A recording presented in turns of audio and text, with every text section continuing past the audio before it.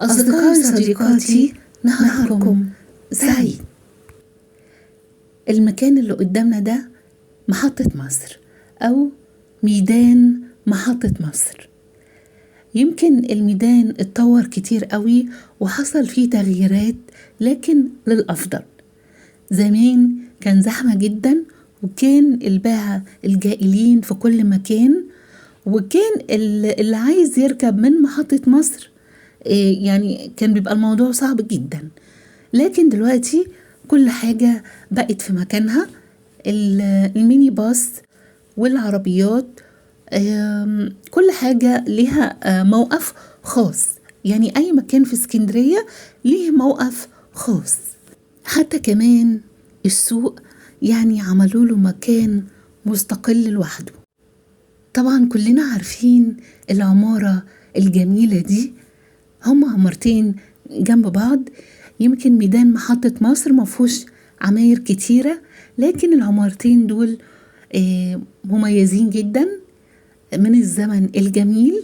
تعالوا كده نعرف العمارة الأولانية دي ونصورها، وهنطلع فوق ونشوف الشقق شكلها ايه من جوه.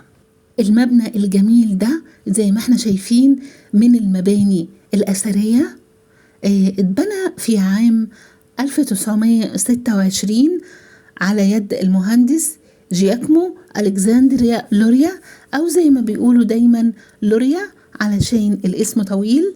الحقيقة المبنى أكتر من رائع. هنا ده مدخل العمارة، بصوا قد إيه جميل. بصوا المباني ورسومات، الحقيقة جميل جدا، وفعلا من حقه يدخل ضمن الآثار. ده مدخل العمارة، السلالم رخام،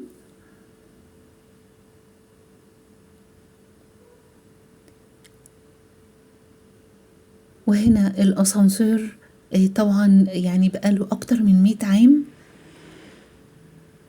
والعمارة بتتميز كمان بالسقف العالي وزراير الكهرباء والنور زي ما هما من ساعة ما المبنى اتبنى. شايفين قد ايه؟ وبعدين المبنى يعني بقاله 100 سنة، لكن يعيش أكتر كمان من 100 سنة. هو يمكن بس البوية بس يمكن عايز المبنى بس يتظبط شوية، يتعمل له صيانة، أو الحيطان تدهن. لكن زي ما احنا شايفين الأرضيات قد ايه جميلة، رخام، السلالم. وده الشقق دي ده باب شقة قد ايه جميل وقد ايه راقي. شايفين الحاجة بتاعت زمان كانت جميلة قد ايه.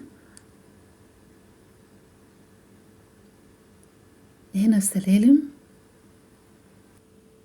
هنا كمان الترابزين بتاعهم مش خشب، لان كانت معظم العماير زمان الترابزين بيكون الخشب الجميل، لكن واضح ان هو ميكس ما بين الاتنين. الحديد الفير فورجي طبعا شكله تحفة جميل جدا. هنا بقى بيبان الشقة كلها شبه بعض. اولا العمارة مكونة من 4 أدوار، وكل بيبان الشقة ما اتغيرتش، اللي هي في العمارة كلها. الباب ده زي الباب أول دور، زي تاني دور، زي تالت دور، كلهم شبه بعض. وقد ايه جميلة جدا حتى لون الخشب. يعني الباب عبارة عن ضلفتين، وكمان فوق في زي حاجة كده شراعة ممكن تتفتح تدخل هواء، رغم ان كل العمارة او كل الشقة السقف بتاعها بيكون عالي.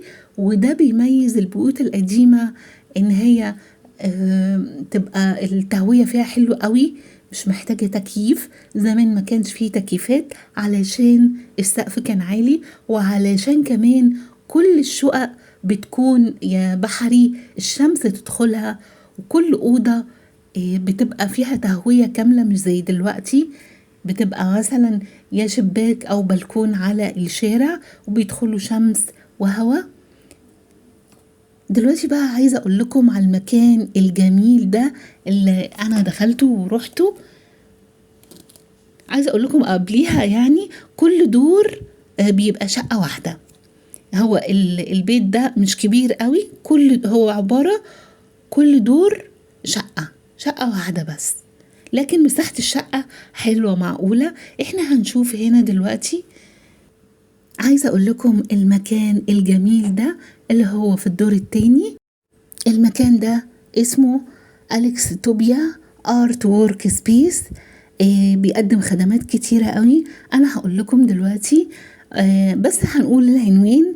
هو عمارة رقم 4 ميدان محطة مصر، أو 4 آخر شارع النبي دانيال محطة مصر، تمام، بجانب مكتبة الصياد وكمان فتح الله للأسلحة.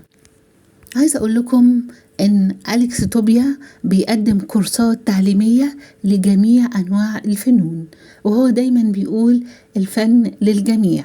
دلوقتي هقول لكم رقم التليفون الأرضي 03 39 11 084. الموبايل 010 93 19 95 72. تمام.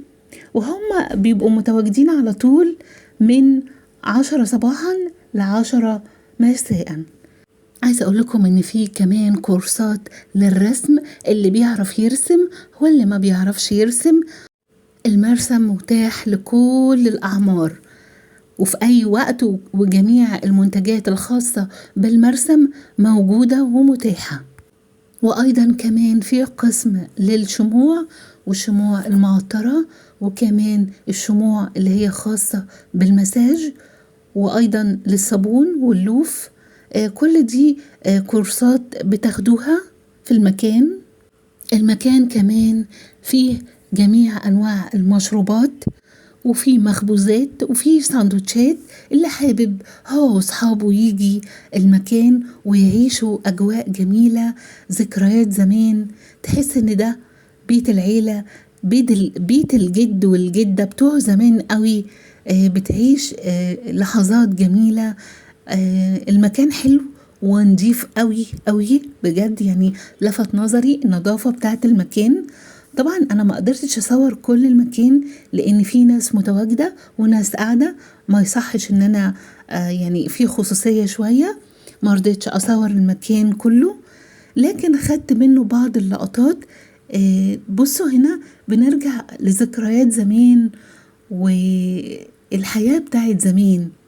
وكمان أيضا في حفلات ومزيكا، اللي حابب برضو يحتفل بعيد ميلاده في مكان للاحتفالية بعيد الميلاد.